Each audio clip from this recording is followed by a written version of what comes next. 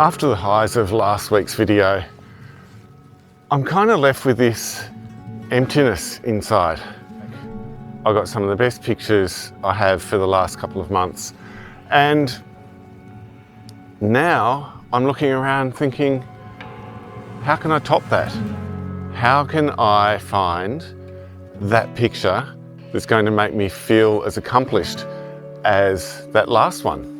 We're not always 100% on top of our game. We're not always feeling like our work, no matter how good it is good enough. And then we're left with this crippling indecision about what we should do next. I feel like for me, who's generally an introvert when it comes to photography, this is the best solution for me. So stick around. We're going to go down this track here to the Tarraleah Falls and hopefully find some inspiration there. So when we feel like we don't have any inspiration, why don't we just leave it up to somebody else? And so that's what I've done today. I've called out to a mate and said, hey, let's go shoot something. I don't care where it is. I'm going to leave it all up to you, and I'm going to follow his lead. The important thing is to take your time. So one of the things is you need to watch your mate's enthusiasm, because when you don't feel the enthusiasm, you need that enthusiasm to leach into your being. And Simon's found this, which is just beautiful.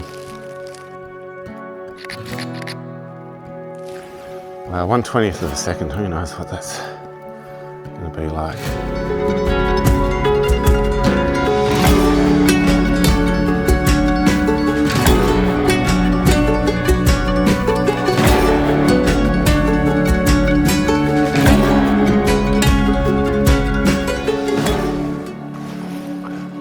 Sometimes our photography does line up, but we're quite often on different paths. And that's why I've asked Simon to come out with me today, because what I might not even notice, Simon zeroes in on.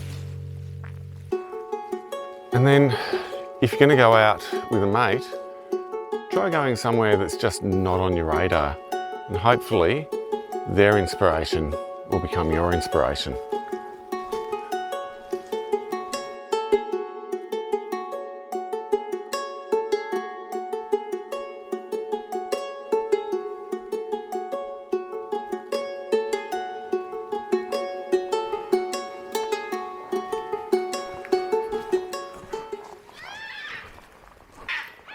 There's an old tree filled with black cockatoos.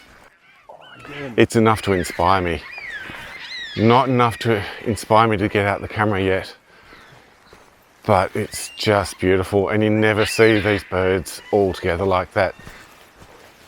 Every now and then they'll jump off and fly to the next tree. So exciting. And here we are at the waterfall.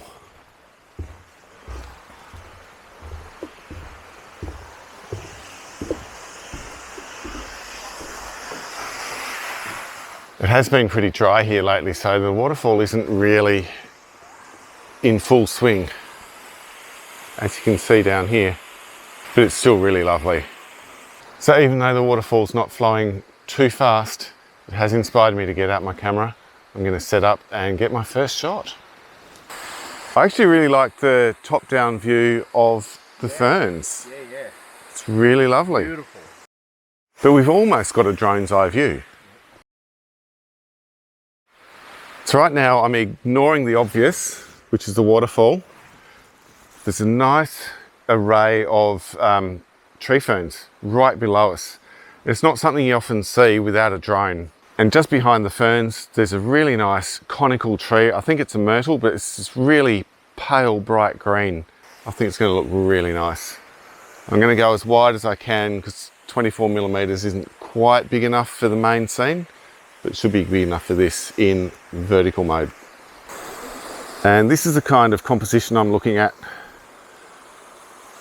try to get some separation between that main tree and whatever's behind. And I guess I can do that by blurring out the background just a little. And try not to get the fence in. I think that's really nice. Straight up the middle, nice symmetrical shot. What's really good about that shot is that the bright green stands out against the dark background of the cliff wall and the darker trees. So I'll show you that shot, and then we'll move on to the waterfall, which Simon's taking up my spot.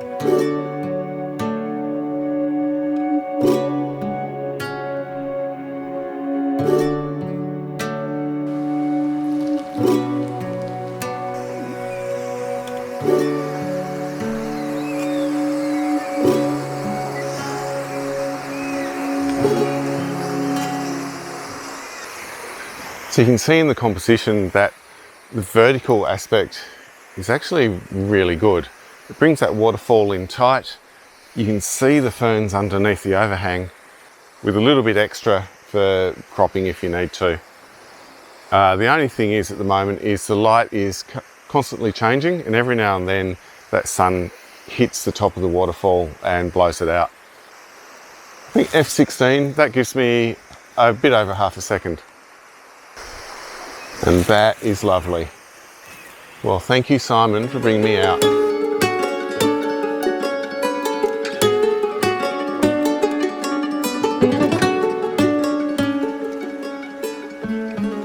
Such a beautiful, peaceful location here.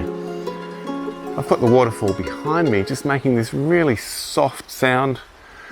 And we've also got the top-down view, which I showed you first, with the big circles of the tree ferns and the really nice conical myrtle. What we haven't seen yet is the curve of the creek bed going around, comes in from the right, across to the left and back to the middle, which really leads your eye around so you can view each of these individual trees and their beautiful shades of green. Absolutely stunning. And I think really that is better than the waterfall. So I'm going to hit a vertical, and I'll do a horizontal as well, because there are subjects in each of those compositions that I really want to highlight. That is absolutely beautiful, and I really don't know which one of those shots is going to work the best. I think they're all great, but if I find some really outstanding ones, these are them right now.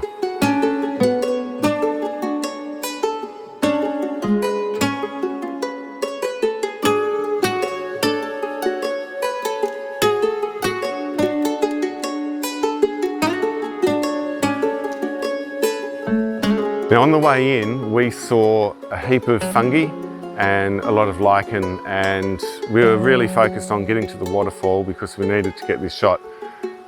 But now that we've done what we need to do here, we're both switching over to our macro lenses. We'll just stop on a few places along the way back. I probably won't be recording any video, so I'll just show you the shots now.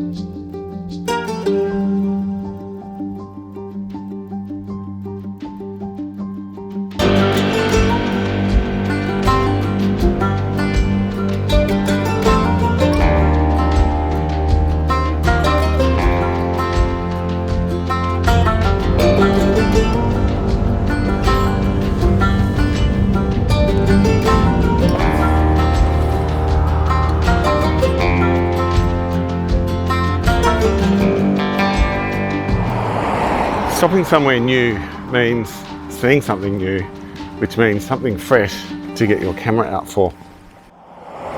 You may not get a portfolio-worthy image, but that's not what matters here. What matters is that you've got your camera out. You feel good about taking a picture. And that is all because you came out with someone else.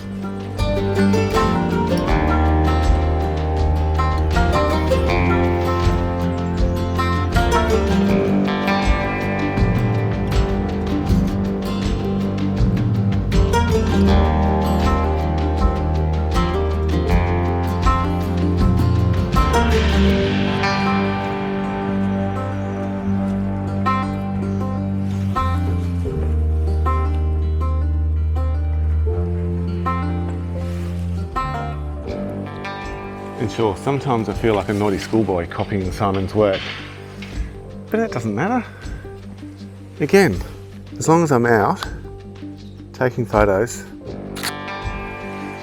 finding some new way of doing things, looking through fresh eyes, that's the key.